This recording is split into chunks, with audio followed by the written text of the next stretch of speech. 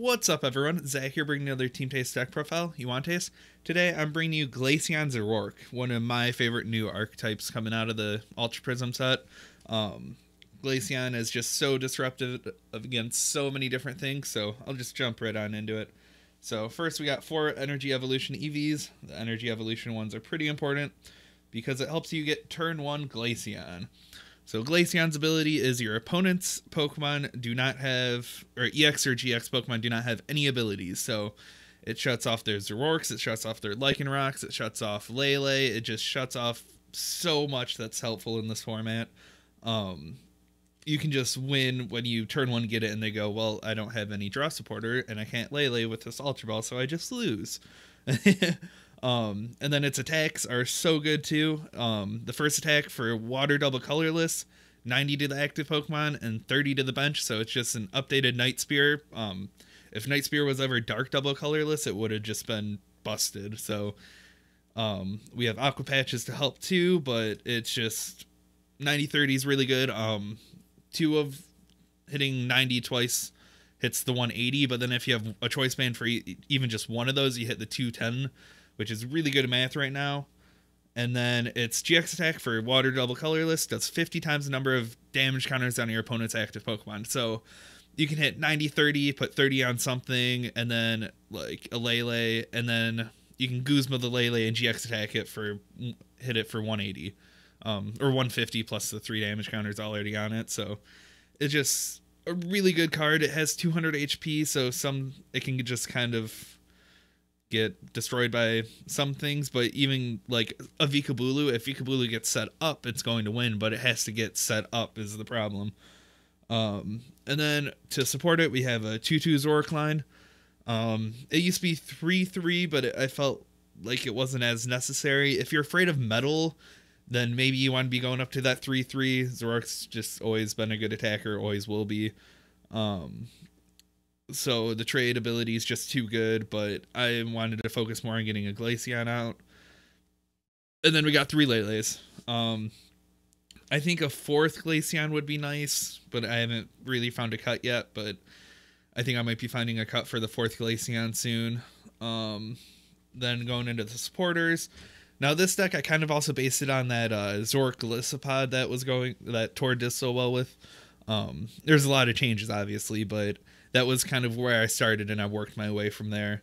So one of the big changes, obviously, was we have Cynthia now. So you got 3 Cynthias.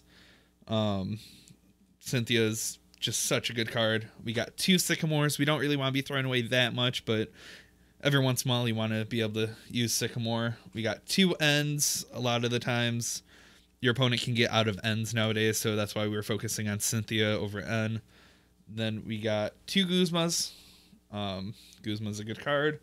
2 Acerolas. A lot of times against decks, when you're locking them out of abilities, they'll still be able to chip away at you, and then to be able to Acerola and put up a fresh Glaceon can just be super annoying for your opponent. And then 2 Bridgets, all standard stuff. Moving on to the items, got some more standard stuff with Ultra Balls. Now we're playing the 4 puzzle at a time, so keeping that consistency train going. That's kind of why we're only playing the 2 Guzma, 2 Acerola. You can find another one whenever you want, really, with puzzle at a time.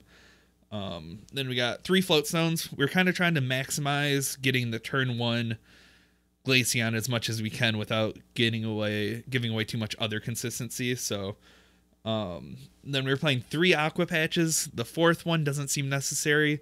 Originally I was playing without Aqua Patches, but if they got like turn 3 knockout onto Glaceon, sometimes you just couldn't get another Glaceon going. So, and with Acerola being able to put one down and then like attach or Aqua Patch and attach Double Colorless to another Glaceon is really good.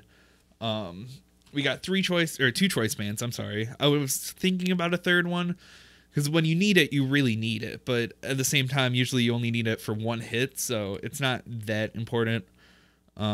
Stuff's still playing special energy, so you're playing the 2 E-Hammers. You can get them back anytime with puzzle. Still a really good card in this format. Then we got 2 Field Blowers. Garb, not sure what else you need at the moment, but Field Blowers are always good. And then 1 Rescue Stretcher, pretty standard. I like Rescue Stretchers in most of my decks. It's so good, especially if you Sycamore away something early. And then for energy, we got 8 waters and 4 double colorless. So I was at 9 double or waters to try to get that turn 1 energy evolution every time, but I cut 1 when I added the aqua patches in. It seems the turn 1 isn't as important as it was before, but I don't know, it's your call. The 4 double colorless is necessary. You're attacking for a double colorless or water double colorless, and you can attack with Zoroark, so a lot of times you're using 2 Glaceons, and then Zoroark can just clean up whatever you've hit with your like Night Spear attack, the 30 on the bench. It sets up numbers really good, which is why I think I want that 3rd choice band. Because if you hit 30 on, and then you can get a 150 with Riot Speeding. But I think this deck, out of everything that has came out, has the most potential. But it still doesn't do well against the metal decks of Ultra Prism. Which also, this deck just straight rolls Metagross. Fun fact. Cody will tell you, but you shut off their Geotech, so they can maybe hit you for knockout once, but they're not doing it again. So it shuts down that metal deck. But Magnezone, as long as they get past turn 1, we actually recorded some games where Magnezone would have issues, but I lost them, and we won about 50-50. I think Magnezone ended up pulling out the series, like, best of 5, but Dugtrio, you're just going to lose to that. Kind of, but you have the 30, so you can kind of place and take multiple knockouts, and actually, I'm not sure if you'd lose that. We should try that one, but yeah, so this is Glaceon. Glaceon is my new love. No, I wouldn't be shocked if I am playing this in St. Louis, but that's still like 2 months away, so I guess I really shouldn't be thinking about it, or a month and a half. So yeah, that's about it. Not sure what other changes you'd make.